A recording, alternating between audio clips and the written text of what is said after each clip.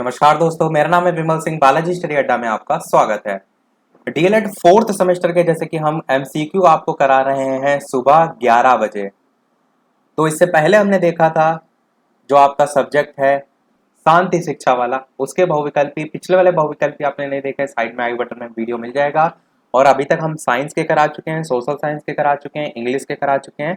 इतने सब्जेक्ट के हम ऑलरेडी करा चुके हैं जो आप प्लेलिस्ट में जाकर भी देख सकते हैं। अलग से फोर्थ सेमेस्टर एमसीक्यू की एक प्लेलिस्ट बनी हुई है। आज हम देखेंगे आरंभिक स्तर पर भाषा और गणित के पठन लेखन क्षमता का विकास, जो आपका सब्जेक्ट है। उसके टोटल 150 बहुविकल्पी हैं, तो एक साथ इतने देखेंगे बहुत वीडियो बड़ा हो जाएगा। आधे बहुविकल्पी यानी कि 75 हम पार्ट नंबर 1 में जो है वो बहुविकल्पीय देखेंगे। तो 75 बहुविकल्पी देखेंगे। लास्ट में एक प्रश्न हम आपसे भी पूछेंगे। तो चलिए शुरू करते हैं। तो सबसे पहला प्रश्न है कि पठन के कितने प्रकार जो है वो हैं।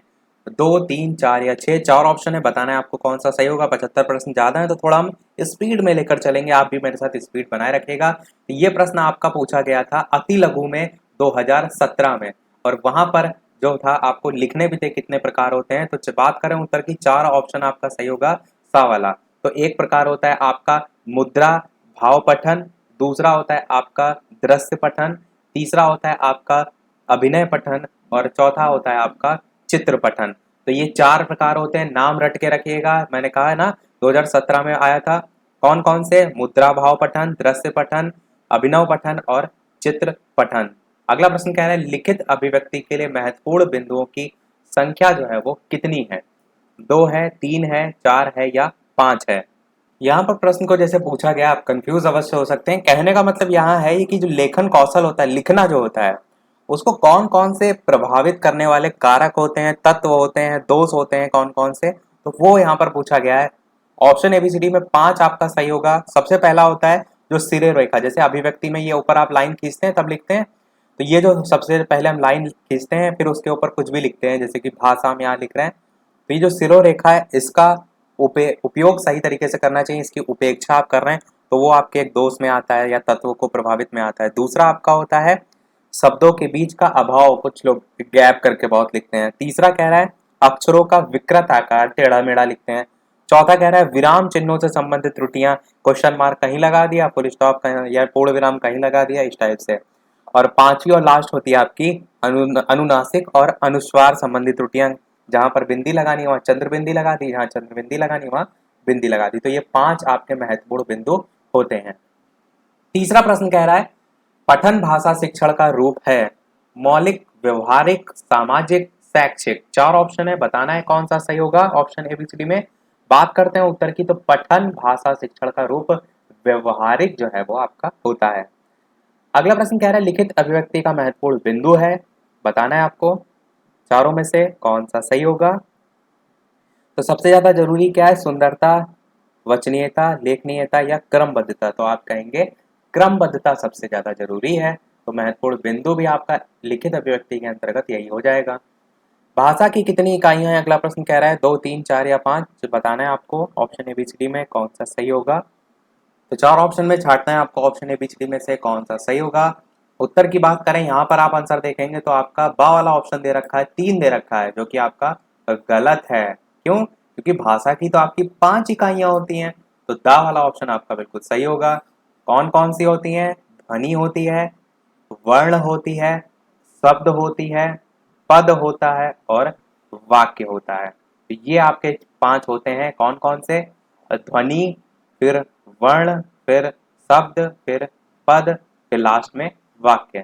यहीं से प्रश्न एक पूछा जाता है भाषा की सबसे छोटी इकाई, तो आप क्या कहेंगे? ध्वनि। मोस्ट इंपॉर्टेंट क्वेश्चन है भाषा की सबसे छोटी इकाई, बहुत से कॉम्पिटेटिव लेवल में पूछा जाता है। एकदम रट के रखिएगा पांचों के नाम भी, क्योंकि आपसे अति लघु में कोई भी प्रश्न पूछा जा सकता है। छठा प्रश्न कह रहा है वर्ण के भेद होते हैं। 2, 3, 4, 6, 4 ऑप्शन बताइए जल्दी से कौन सा सही होगा। वर्ण के भेद हैं 2, 3, 4, 6। तो 4 ऑप्शन में छांटना है आपको कौन सा सही होगा। ऑप्शन एबीसीडी में बात करते हैं उत्तर की, तो आपका 2 सही हो जाएगा। एक होता है आपका स्वर और दूसरा होता है आपका व्यंजन। तो यही दोनों वर्ण के भेद होते हैं, याद रखिएगा। सातवां प्रश्न कह रहा है मात्राओं के आधार पर स्वर कितने प्रकार के होते हैं। 6, 5, 9, 3। 4 ऑप्शन है, बताइए जल्दी से मात्राओं के आधार पर स्वर कितने प्रकार के होते हैं। ऑप्शन ABCD में से बात करते हैं उत्तर की, तो बिल्कुल आपका 3 सही होगा। कौन कौन से होते हैं? एक आपका होता है ह्रस्व स्वर, दूसरा होता है आपका दीर्घ स्वर, और तीसरा होता है आपका प्लुत स्वर। तो ये 3 टाइप होते हैं जब आपसे कहा जाए मात्रा के आधार पर। इसी में हम देखते हैं इसकी डेफिनेशन भी, एक मात्रा का समय, दो मात्रा का समय, अधिक मात्रा का समय, इस टाइप से आप जब उच्चारण करते हैं इनमें तो देखते भी हैं। तो 3 आपका सही होगा। देखते हैं 8वां प्रश्न, हिंदी में व्यंजन वर्णों की संख्या कितनी है? बताइए। 12 है, 24 है, 33 है, 19 है। हिंदी में पूछा गया। यहाँ पर अगर आपका जो सब्जेक्ट है उसको आप देखिए आरंभिक स्तर वाला, तो 2 आपके सब्जेक्ट हैं इसमें मेल, एक मैथ मिली हुई है और दूसरा हिंदी मिली हुई है। इन दोनों का मिक्स करके ये सब्जेक्ट बनाया गया है। आरंभिक स्तर पर भाषा और गणित के पठन लेखन क्षमता का विकास। तो 4 ऑप्शन में बात करते हैं उत्तर की, तो व्यंजन वर्णों की संख्या कुल 33 है, याद रखिएगा। 9वां प्रश्न कह रहा है परस्पर मेल के आधार पर व्यंजन है संयुक्त व्यंजन, द्वित्व व्यंजन, दोनों या इनमें से कोई नहीं। तो परस्पर मेल के आधार पर व्यंजन में दोनों आपका आ जाएगा, संयुक्त व्यंजन भी और द्वित्व व्यंजन भी। अब देखिए संयुक्त व्यंजन तो आपने अवश्य सुना होगा, पर द्वित्व व्यंजन नहीं सुना होगा, तो मैं बता देता हूँ क्या होता है। आप देखते हैं कि द्वित्व व्यंजन में कि एक वर्ण का अपने जैसे वर्ण के साथ फिर से आना, जैसे आप देखिए दिल्ली लिखते हैं तो दिल्ली में ला आती है, फिर पूरी ला आती है, तो दिल्ली आपका क्या है?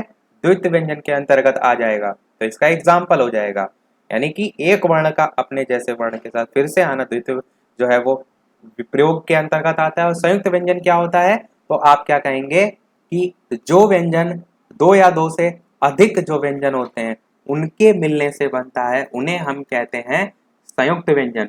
समझ गए आप दोनों चीजें? तो आपका यहाँ पर सा ऑप्शन सही हो जाएगा। 10वां प्रश्न कह रहा है स्रोत के आधार पर शब्द के भेद बताइए। 4 ऑप्शन है, तद्भव शब्द, तत्सम शब्द, दोनों या इनमें से कोई नहीं। तो दोनों आपका बिल्कुल सही हो जाएगा। आ वाह वाह। स्रोत के आधार पर ये डिवीजन होता है, इस चीज का ध्यान रखिएगा, क्योंकि देखिए जैसे आगे प्रयोग के आधार पर पूछा, फिर कोई और आधार पर पूछा जाएगा, तो स्रोत के आधार पर ये दोनों होते हैं, ये ध्यान रखिएगा। 11 प्रश्न कह रहा है प्रयोग के आधार पर शब्द के भेद बताइए। विकारी अविकारी दोनों या इनमें से कोई नहीं, तो यहाँ भी आपका दोनों हो जाएगा। ये भी ध्यान रखिएगा, जब प्रयोग के आधार पर पूछे तो विकारी और अविकारी शब्द होते हैं। 12 प्रश्न कह रहा है ध्वनि क्या है? ध्वन्यात्मक भाषा है, शिक्षा अर्जन करने का माध्यम है, दोनों है, तो आप कहेंगे दोनों है। आप भाषा के रूप में भी यूज करते हैं, पर शिक्षा अर्जन करने का माध्यम है ही है। अगला कह रहा है ध्वनि के मूल तत्व हैं सार्थकता, स्पष्टता, शुद्धता, या सभी? आप कहेंगे सभी हैं ध्वनि के मूल तत्व। अगला प्रश्न कह रहा है ध्वनि के लिए अपेक्षित बातें हैं उत्पादन, संवहन, ग्रहण, या सभी? तो आप कहेंगे सभी हैं ध्वनि के लिए अपेक्षित बातें, उसमें उत्पादन भी होना चाहिए, संवहन भी, और ग्रहण करने की क्षमता भी होनी चाहिए। ऐसा ना आप कुछ बोल रहे हैं सामने वाले को समझ में नहीं आ रहा। 15 प्रश्न कह रहा है ध्वनि विज्ञान में अध्ययन किया जाता है, किसका किया जाता है? 4 ऑप्शन है, बताइए जल्दी से। मानव जो है उसके मुख से निकली श्वास का अध्ययन किया जाता है, या निसृत ध्वनि का किया जाता है, या निकली चीख का किया जाता है, या इनमें से कोई नहीं। तो चीख वर्ड लिखा है, निगेटिव है, बिल्कुल नहीं होगा। श्वास का हो सकता है, ध्वनि का हो सकता है, दोनों में कौन सा ज्यादा सही होगा? तो ध्वनि का अध्ययन ज्यादा किया जाता है, तो ध्वनि विज्ञान में अध्ययन बा आपका ऑप्शन सही हो जाएगा। 16 प्रश्न देखते हैं मनुष्यों या मनुष्य जो है उसके उच्चारणों उपयोगी अव्यय हैं काकल, कंठ, दंत, या सभी? जो उच्चारण आप करते हैं, कोई चीज बोलते हैं, उसमें क्या क्या हेल्प करता है? काकल, कंठ, दंत, या सभी? तो आप कहेंगे सभी की हेल्प से ही आपका उच्चारण होता है, क्योंकि आप देखते हैं का चा टा ता पा वर्ग में ये कंठ से भी उच्चारण होता है, दंत से भी हो रहा है, सबसे होता है, तो आपका सभी हो जाएगा। 17 प्रश्न कह रहा है ध्वनि विज्ञान में व्यंजनों की संख्या कितनी है? 4 ऑप्शन है, 32, 36, 34, 35। बात करते हैं उत्तर की ऑप्शन ABCD में से, तो 36 वाला आपका बिल्कुल सही हो जाएगा। और व्यंजन वर्णों की संख्या हिंदी में पूछी जाए तो 33 आप लगाइएगा, जो भी ऊपर प्रश्न आया था। 18 प्रश्न कह रहा है हिंदी ध्वनियों का वर्गीकरण किया जा सकता है जीवा के आधार पर, ह्रस्व दीर्घ के आधार पर, या दोनों के आधार पर? आप कहेंगे जो हिंदी ध्वनियां हैं जीवा के आधार पर भी कर सकते हैं, इसमें टच हो रही उसमें नहीं हो रही। ह्रस्व दीर्घ का मतलब क्या है? कम छोटी मात्रा, दीर्घ मतलब बड़ी मात्रा, इनके आधार पर भी कैसे कर सकते हैं। तो आप क्या कहेंगे? आपका आ व बा दोनों सही हो जाएगा। अगला कह रहा है ह्रस्व में स्वर कितने होते हैं? 10, 9, 4, 14। 4 ऑप्शन है, बताना है कौन सा सही होगा। तो आप कहेंगे टोटल 9 होते हैं। नहीं, यहाँ पर तो प्रश्न में स्वर पूछा गया, तो 9 क्यों आप लगाएंगे? आप तो 4 लगाएंगे। इन चारों में भी आपका कौन कौन से होते हैं? आपका आ होता है, और छोटी होता है, छोटा, छोटी, छोटा ऊ होता है, और जो री से ऋषि वाला होता है ये कहीं कहीं आपको नहीं लिखा होता है। क्यों नहीं लिखा होता है? क्योंकि जो री से ऋषि वाला होता है ये आपका प्रयोग केवल संस्कृत के जो तत्सम शब्द होते हैं उसमें किया जाता है, जैसे ऋषि हो गया, ऋतु हो गया, कृषि हो गया, इसलिए कहीं कहीं आपको 3 ही देखने को मिलते हैं, पर 3 तो ऑप्शन में है नहीं, तो 4 को आप टिक करेंगे। आ ई उ री ये आपके हृदय स्वर में आते हैं। 20 प्रश्न कह रहा है ओष्ठाकृति के आधार पर स्वर होते हैं। तो ओष्ठाकृति मतलब जब आप बोलते हैं कोई चीज को तो आपके जो होठ है उनका आकार वृत्ताकार स्वर, जो यानी कि जब बोलते हैं तो वृत्त के आकार का हो जाता है तो वृत्ताकार स्वर निकलते हैं, और नहीं होता है तो अवृत्ताकार स्वर। तो इन दोनों में डिवीजन किया गया है तो दोनों आपका बिल्कुल सही हो जाएगा। 21 प्रश्न कह रहा है उच्चारण के आधार पर स्वर होते हैं अनुनासिक, निरनुनासिक, दोनों या इनमें से कोई नहीं। देखिए सभी टाइप के आपके यहाँ पर प्रश्न लगभग आए जा रहे हैं। डी आंसर आपका आ व बा दोनों ही है हर जगह, पर आपसे कैसे भी प्रश्न पूछा जाएगा तो आप टिक कर ले जाएंगे, और यही प्रश्न आपसे अति लघु में भी पूछ लिया जाएगा तो कम से कम आप लिख तो ले जाएंगे। उच्चारण के आधार पर स्वर आपसे पूछ लिया गया तो आप लिखेंगे अनुनासिक स्वर और निरनुनासिक। यही ओष्ठाकृति के आधार पर पूछा जाएगा तो भी लिख लेंगे। अगला प्रश्न 22 कह रहा है कि किसके बिना व्यंजन का उच्चारण संभव ही नहीं है। अच्छा प्रश्न है, 4 ऑप्शन है, बताना है आपको कौन सा सही होगा। तो बिल्कुल आपका छोटा आ सही हो जाएगा, इसी से मिलकर आधी चीजें बनी है, तो आप क्या कहेंगे कि सा आ जो है इसके बिना व्यंजन का उच्चारण संभव नहीं है। क्यों नहीं है इस चीज को भी समझिए। जैसे आप लिखते हैं का तो आपका बनता किस प्रकार से है, ये हलंत वाला का प्लस आ इस टाइप से मिलकर बनते हैं सारे, इसीलिए यहाँ पर बताया गया। अगला प्रश्न 23 कह रहा है ध्वनियों के उच्चारण में होने वाले यत्न को प्रयत्न कहा जाता है, और यह होते हैं स्वर तंत्री में कंपन से, श्वास की मात्रा से, जीवा तथा अन्य अवयव जो है उनके द्वारा विविध प्राप्त प्रयत्न से, या सभी से। 4 ऑप्शन है, बात करते हैं उत्तर की। तो सभी से उच्चारण में होने वाले यत्न को प्रयत्न कहा जाता है, ये सभी में होते हैं। ऐसा तो है नहीं कि केवल स्वर तंत्री में कंपन से होते हैं, श्वास की मात्रा से भी होते हैं। जब आप कोई शब्द बोलते हैं तो ऐसा थोड़ा नहीं सभी में बस बराबर मात्रा में श्वास जो है वो लेते हैं रिलीज करते हैं, अलग अलग होता है। 24 प्रश्न कह रहा है कि कविता शिक्षण के उद्देश्य हैं छात्रों में कल्पना और तर्कशक्ति का विकास करना, बिल्कुल है। छात्रों में भावनात्मक चारित्रिक भावनाओं का विकास करना, बिल्कुल है। चरित्र का निर्माण तो बहुत ज्यादा है, उपरोक्त सभी आपका यहाँ भी सही हो जाएगा। अगला प्रश्न कह रहा है नाटक शिक्षण के क्या उद्देश्य हैं। पॉइंट जो मैं ये बता रहा हूँ सभी वाले इनको याद रखिएगा, आपसे पूछा जाएगा जब कविता शिक्षण के उद्देश्य लिखिए 1 लाइन में, तो आप इनको याद रखेंगे तभी लिख पाएंगे। नाटक शिक्षण के उद्देश्य 4 ऑप्शन है। पहला कह रहे छात्रों में सुनने और सुनकर अर्थ ग्रहण करने की योग्यता विकसित करना, बिल्कुल। छात्रों में शब्द और सूक्ति भंडार के ज्ञान को विकसित करना, बिल्कुल। बालकों का स्वास्थ्य मनोरंजन करना, बिल्कुल। तो उपरोक्त सभी यहाँ पर भी सही हो जाएगा। 25 प्रश्न हमने कंप्लीट कर लिए हैं, 75 तक हमें जाना है, तो लगभग थोड़े आधे से ज्यादा तो हो ही गए हैं। वीडियो अभी तक आपने लाइक ना किया हो तो वीडियो को लाइक अवश्य कर दीजिएगा ताकि मुझे भी मोटिवेशन मिलता रहे। इतनी हम आपके लिए मेहनत कर रहे हैं, और मेहनत आपके एक लाइक से मोटिवेशन से मिलता है, तो आपके एक लाइक से मुझे मोटिवेशन मिलेगा, तो और ज़्यादा से ज़्यादा मैं मेहनत आपके लिए कर सकूंगा। तो कोशिश कीजिए वीडियो को ज़्यादा से ज़्यादा लाइक करने की। 25 प्रश्न हो गए हैं, आधे से लगभग कम ही कह सकते हैं क्योंकि 100 का आधा 50, तो 75 का आधा 37.5, तो 25 प्रश्न हमने देख लिए हैं। 26 प्रश्न कह रहा है खा वर्ण कौन से वर्ग में आता है। चा पा का या इनमें से कोई नहीं। तो ऑप्शन एबीसीडी में से कौन सा सही होगा जल्दी से बताइए। बिल्कुल आपका का वर्ग सही हो जाएगा। का वर्ग में आपका का खा गा गा अंगा आता है, तो खा भी उसमें आता है, आपका सा ऑप्शन सही हो जाएगा। कुछ लोग ये लिखेंगे बहुत स्पीड में सर पढ़ा रहे हैं, स्पीड में इसलिए पढ़ा रहे हैं क्योंकि ये सरल सरल क्वेश्चन है, इसमें आप टाइम क्यों वेस्ट करेंगे अपना। जल्दी से जल्दी हम प्रश्नों को खत्म कर लेंगे, जहां कठिन होंगे हम रुक के सारी चीजों को समझते हैं, पॉइंट सारे समझते हैं। प्रश्न अगला 27 है अंग्रेजी में कितने वर्ण होते हैं। तो आप सभी जानते हैं 26 जो है आपके लेटर होते हैं अंग्रेजी में। अगला कह रहा है अर्थ की दृष्टि से शब्द कितने प्रकार के होते हैं। 4 ऑप्शन दे रखे हैं। तो जैसे ये प्रश्न आया, अब इसमें आपको पता होना चाहिए कि कौन कौन से होते हैं, खाली इससे काम नहीं चलेगा कि 3 होते हैं आपने टिक लगा चले आए। अर्थ की दृष्टि से शब्द के आपके 3 जो प्रकार होते हैं, एक होता है आपका रूढ़, एक मिनट में इसको डिलीट कर देते हैं थोड़ा सा, रूढ़। दूसरा होता है आपका यौगिक, और तीसरा होता है आपका योग रूढ़। तो ये नाम भी आपको एक साथ में पता होना चाहिए। अर्थ की दृष्टि से जब आपसे पूछा जाए, रूढ़ क्या होते हैं, ऐसे शब्द जो अन्य शब्दों के योग से बने और कोई विशेष अर्थ प्रकट जो है वो करते हो। और मेन आप कह सकते हैं कि रूढ़ में इनको तोड़ने से कोई अर्थ नहीं निकलता है। कोई भी आप शब्द ले लीजिए, जैसे कल ले लीजिए, कल आप कहते हैं तो का और ला को अलग अलग बोलेंगे तो कोई अर्थ है, आप कहेंगे नहीं है, तो ये आपके रूढ़ में आते हैं। यौगिक में क्या आते हैं, यौगिक में वे शब्द आते हैं जो मिलकर बने होते हैं। यौगिक का मतलब ही होता है, तो ऐसे शब्दों को अलग अलग करने पर जो अलग हुए शब्द हैं उनका भी अर्थ होता है। जैसे मैं आपसे कहूँ देवालय, तो देव का भी अलग अर्थ है, आलय का भी अलग अर्थ है। योग गुण क्या होते हैं, ये सबसे ज्यादा पूछे जाते हैं।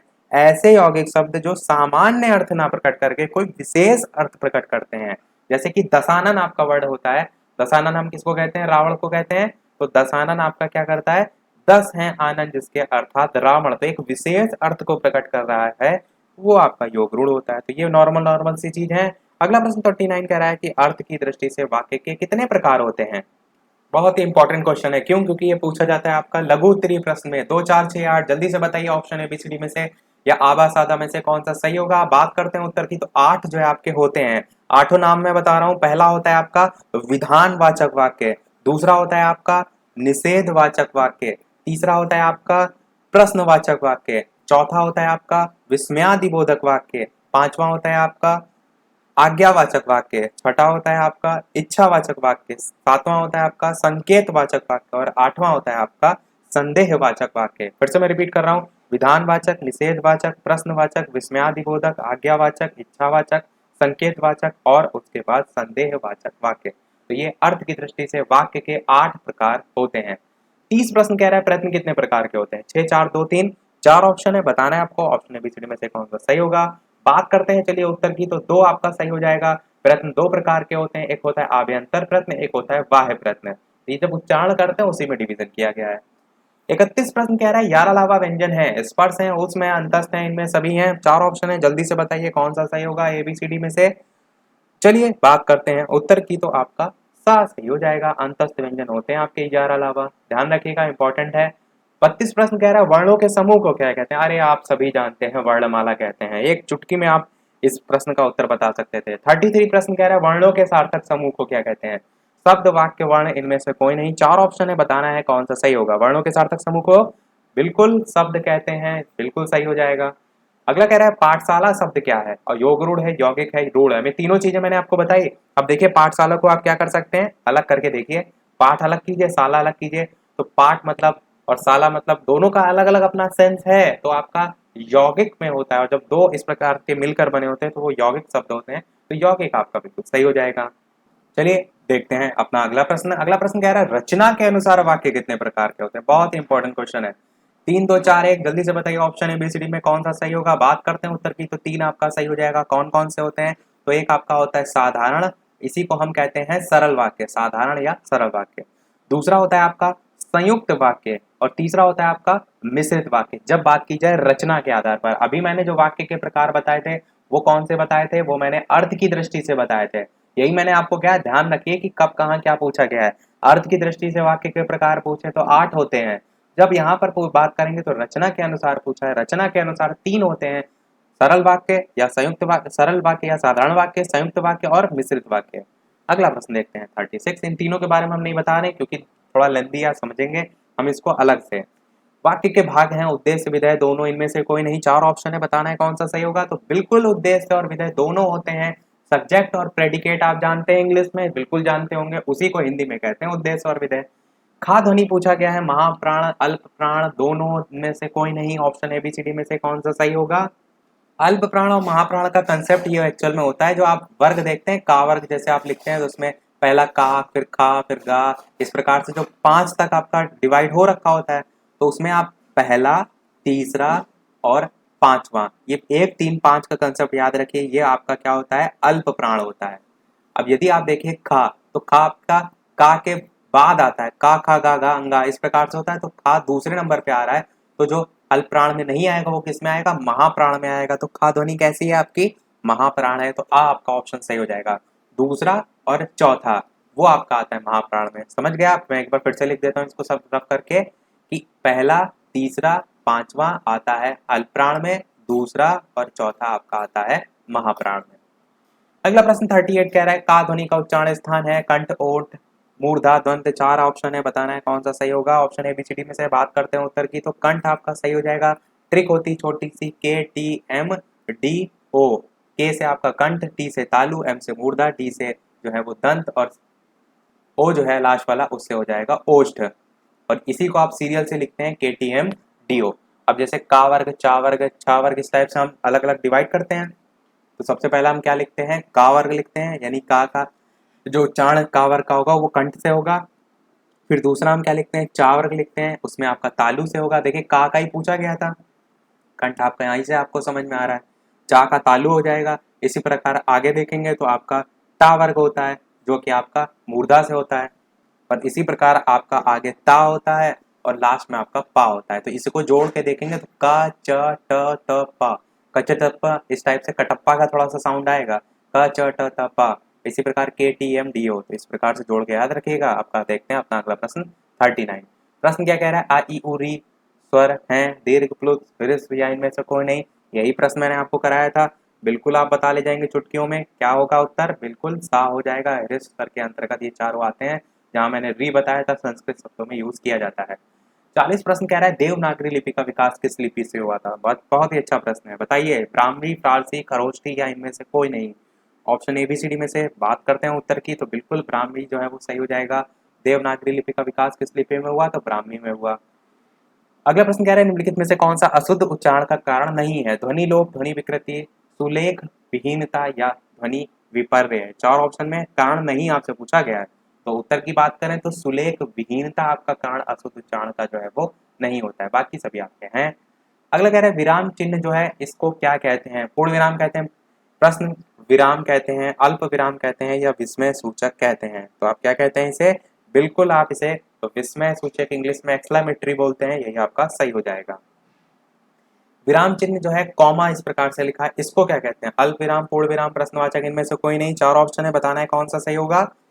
तो बिल्कुल बात करते हैं उत्तर की, तो आपका ऑप्शन आ अल्प विराम सही होगा। कॉमा को क्या कहते हैं, अल्प विराम कहते हैं। तो ऐसे ही पूछा जाता है प्रश्न, तो आपके ये भी कोर्स में है, यहाँ से बहुत प्रश्न आते हैं। क्या कहते हैं इसको हम, तो विराम चिन्ह। अगला प्रश्न कह रहे हैं, हिंदी में वर्णों की संख्या कितनी है। 35, 52 या 37 या 38। तो आप सभी जानते हैं टोटल 52 होती है, 52 याद रखिएगा। 45 प्रश्न कह रहा है, दंतव्य व्यंजन का वर्ण ना किस वर्ग में आता है। अब ना यहाँ पर पूछ लिया गया है, ना किस में आता है, तो आप कहेंगे जो आपका ता वर्ग होता है, दंत से उच्चारण में दंत व्यंजन जो है उसका जो ता वर्ग होता है, जिसमें आपका ता आता है, धा आता है, इसी प्रकार दा आता है, इसी प्रकार धा आता है, और साथ में ना भी आता है। तो ना ही तो पूछा गया था किस वर्ग में आता है, तो ये ता वर्ग में आता है। तो आपका ऑप्शन सा वाला बिल्कुल सही हो जाएगा। 46 प्रश्न कह रहा है, आश्चर्य, हर्ष, शोक, उत्साह में प्रयोग होता है विराम चिन्ह, कोष्ठक चिन्ह, विस्मयादिबोधक चिन्ह, इनमें से कोई नहीं। चार ऑप्शन में बात करते हैं उत्तर की, तो बिल्कुल आपका ऑप्शन सा वाला सही हो जाएगा। मैंने आपको क्या बताया था, विस्मयादिबोधक चिन्ह इस प्रकार से आपका बनता है, और ये आपके आश्चर्य हो गया, हर्ष हो गया, शोक हो गया, उत्साह हो गया, एक्सक्लेमेटरी जिसे हम इंग्लिश में कहते हैं, वो यहाँ पर यूज होता है। कोष्ठक चिन्ह अगला पूछा गया है, ये तीन प्रकार के बने हैं, बताना है आपको इनमें से कौन सा है। तीनों ही आपके होते हैं बड़े छोटे के आधार पर, तो आपका उपरोक्त सभी बिल्कुल सही हो जाएगा। ये वाला मध्यम होता है, सबसे लास्ट वाला सबसे छोटा होता है, ये सबसे बड़ा होता है। नॉर्मली आपका सबसे छोटा लगा रहता है, आप देखते हैं जो सा नंबर पे लगा हुआ है। तो तीनों होते हैं। अगला 48 प्रश्न कह रहा है, इति श्री के लिए प्रयोग होता है। चार ऑप्शन दे रखे हैं, इस प्रकार से बताना है आपको ऑप्शन एबीसीडी में से कौन सा सही होगा। बात करते हैं उत्तर की, तो ये आपका होता है इति श्री के लिए। देखते हैं अपना अगला प्रश्न 49 प्रश्नवाचक चिन्ह है। इस प्रकार से चार ऑप्शन है, छांटना है आपको कौन सा सही होगा। बिल्कुल आप सभी जानते हैं प्रश्नवाचक चिन्ह इस प्रकार से होता है, तो सा वाला ऑप्शन बिल्कुल सही हो जाएगा। अगला कह रहा है, निदेशक चिन्ह या डैश क्या है, बताइए। चार ऑप्शन दे रखे हैं, इसमें से आपको निदेशक चिन्ह छांटना है। डैश ये होगा, ये होगा, ये होगा, या इनमें से कोई नहीं। तो आप सभी जानते हैं डैश इसी प्रकार का होता है। आपको नहीं भी पता है तो इंग्लिश में आप डैश इसी को बोलते हैं, यही सा वाला आपका ऑप्शन सही होगा। ये जरूर ध्यान रखिएगा, हिंदी में इसे निदेशक चिन्ह के नाम से जानते हैं। वैसे भी आपको सभी पता होने चाहिए कौन कौन से विराम चिन्ह होते हैं, तो उसमें आपका ये भी आ जाएगा। तो 50 प्रश्न देख लिए, 25 प्रश्न और शेष रह गए हैं, और 50 प्रश्न हमने देखे हैं 23 मिनट में कुल। सोचिए इतनी स्पीड में हम आपके लिए देख रहे हैं, आपका भी समय बचा रहे हैं। आप अपना फर्ज पूरा करते रहिएगा। कैसे फर्ज पूरा करना है, वीडियो को लाइक करके और शेयर करके। तो बस वीडियो को लाइक ना किया हो तो अवश्य कर दीजिएगा। बाकी मुझे और अपने मोटिवेशन के लिए नहीं चाहिए, मुझे अब खुद के मोटिवेशन के लिए बस लाइक चाहिए होता है। 51 प्रश्न देखते हैं। लेखन को प्रारंभ करने हेतु सावधानियां हैं। चिकनी तख्ती का होना, लेखनी तख्ती पर हाशिया बनाना, या सभी। तो लेखन को प्रारंभ करने के लिए सबसे ज्यादा जो सावधानी की यदि हम बात करें, तो आप कहेंगे चिकनी तख्ती का होना भी जरूरी है। खुरदुरा होगा तो आपका ये जो लिखेंगे वो गड़बड़ा जाएगा। लेखनी तो सुंदर होनी चाहिए, तख्ती पर हाशिया बनाना भी, तो सभी आपका सही हो जाएगा। अनुनासिक चिन्ह यहाँ पर पूछा गया है, चार ऑप्शन दे रखे हैं, बताना है ऑप्शन एबीसीडी में से कौन सा सही होगा। तो बिल्कुल आपका सा वाला जो आप देख पा रहे हैं इस प्रकार से चंद्र बिंदी बनी हुई है, ये अनुनासिक चिन्ह में आता है। और यदि हम इसकी डेफिनेशन की बात करें तो हम क्या लिखेंगे कि जिन स्वरों का उच्चारण मुख और नासिका दोनों से किया जाता है वे आपके अनुनासिक कहलाते हैं। और इन्हीं स्वरों को लिखते समय इनके ऊपर हम अनुनासिक चिन्ह लगाते हैं, चंद्र बिंदु लगाते हैं। तो ये आपका सा वाला ऑप्शन बिल्कुल सही हो जाएगा। एग्जाम्पल भी अगर मैं आपसे कहूँ क्या हो सकता है, तो कुआं आपका हो जाएगा। कुआं जब आप लिखते हैं तो ऊपर चंद्र बिंदी लगाते हैं। चांद आपका हो जाएगा, चांद आप लिखते हैं तो ऊपर चंद्र बिंदी लगाते हैं। अंधेरा आपका हो जाएगा, अंधेरा आप लिखते हैं तो ऊपर चंद्र बिंदी लगाते हैं। सब इसके एग्जाम्पल है, याद रखिएगा। देखते हैं अपना अगला प्रश्न 53। ढा वर्ग किस वर्ग में आता है? 4 ऑप्शन है, का वर्ग, टा वर्ग, चा वर्ग, इनमें से कोई नहीं। जल्दी से सोचिए, स्पीड बढ़ाइए अपनी। तो बिल्कुल बात करते हैं उत्तर की, तो आपका ऑप्शन बा वाला सही हो जाएगा। टा वर्ग में आता है आपका। टा वर्ग में, टा वर्ग में क्या क्या आता है आपका? टा आता है, ठा आता है, देखिए मैं लिख भी देता हूँ, टा आता है, ठा आता है, डा आता है, फिर ड़ आता है। यही आपसे पूछा गया था।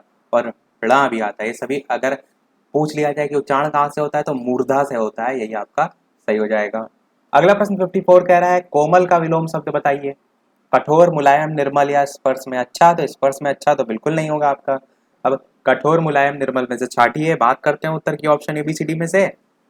तो कोमल का विलोम कठोर आपका होता है। 55 प्रश्न कह रहा है, गणेश का समानार्थी बताइए। शंबर होगा, गजाहा होगा, लंबोदर होगा, कलानिधि होगा। थोड़ा सा सोच समझ के लगाइएगा, कई बार क्या होता है आप जल्दी बल्दी में ये गलत कर देते हैं। तो गणेश जो है उनका समानार्थी लंबोदर होता है। 56 प्रश्न कह रहा है, अगम का अर्थ क्या होता है? आसान होता है, रास्ता होता है, दुर्लभ होता है या आगे होता है? 4 ऑप्शन है, बताना है कौन सा सही होगा। तो दुर्लभ होता है। ये थोड़ा इंपॉर्टेंट है, ध्यान रखिएगा। अगम का अर्थ दुर्लभ होता है।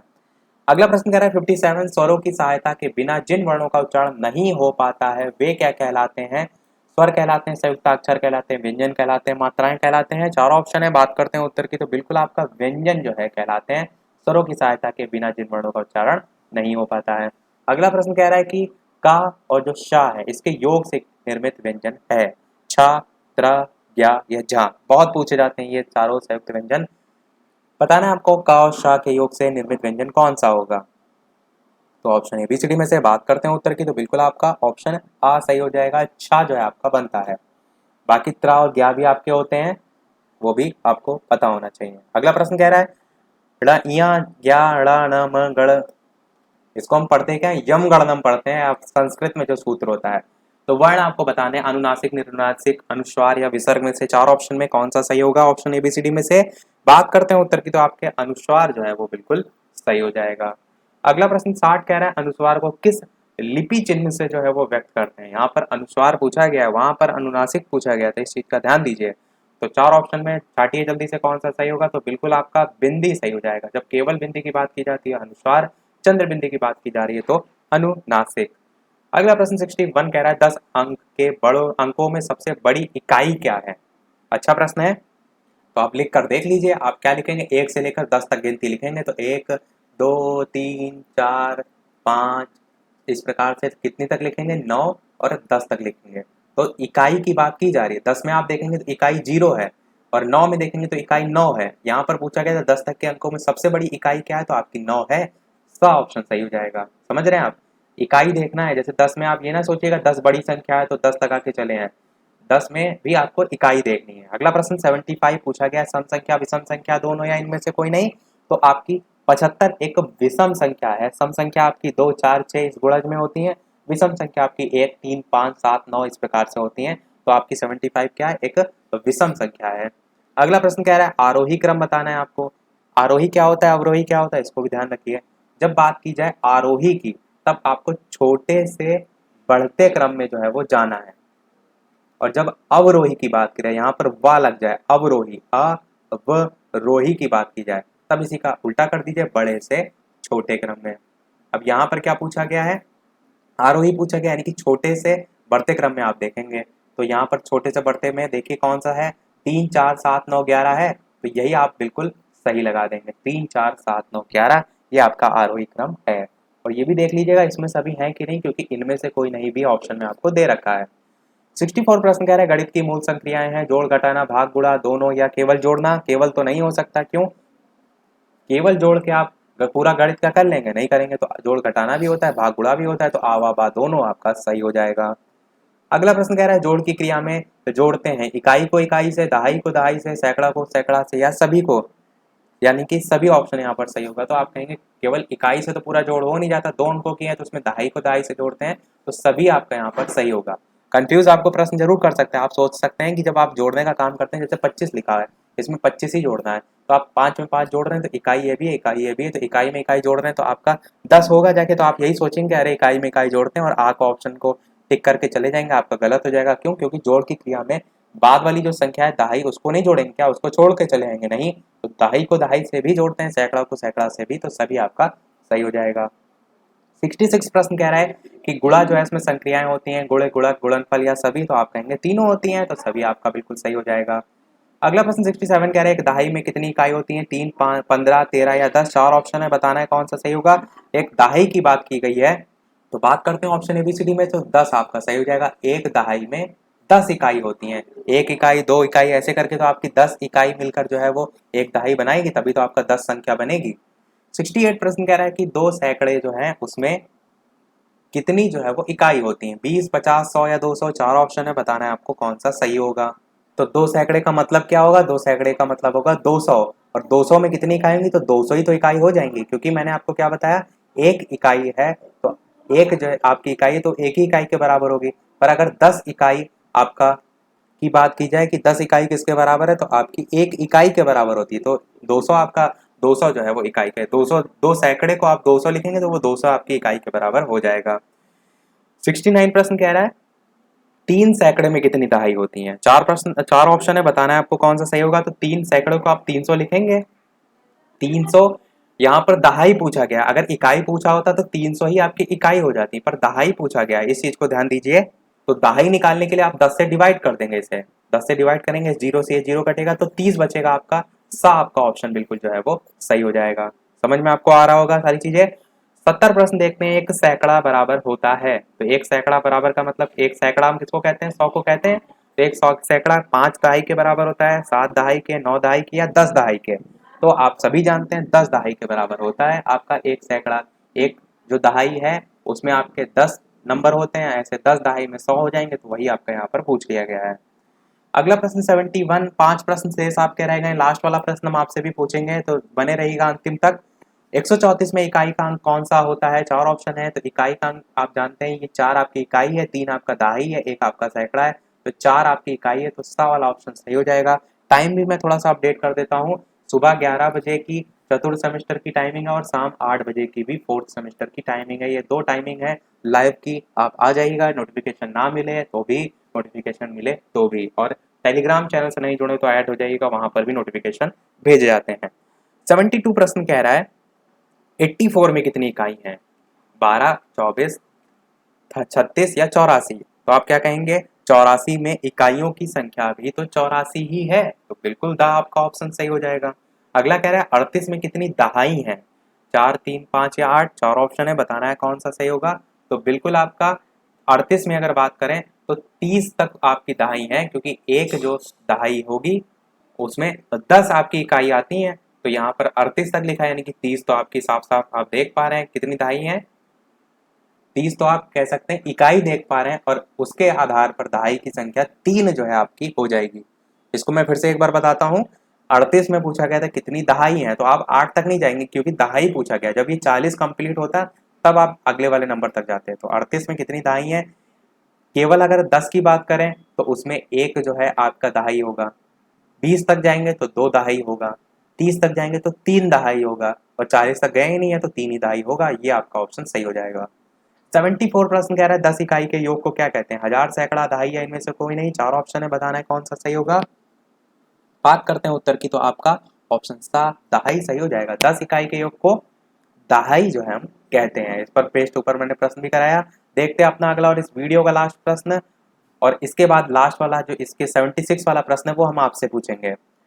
74 प्रश्न में पूछा गया था 10 इकाई के योग को क्या कहते हैं, यहाँ पर पूछा गया 10 दहाई के। इतना अंतर है खाली, यहाँ पर क्या पूछ लिया गया, 10 दहाई के योग को क्या कहते हैं? सैकड़ा, 1000, 10,000 या इनमें से कोई नहीं। तो आप सभी जानते हैं 4 ऑप्शन में कौन सा सही होगा।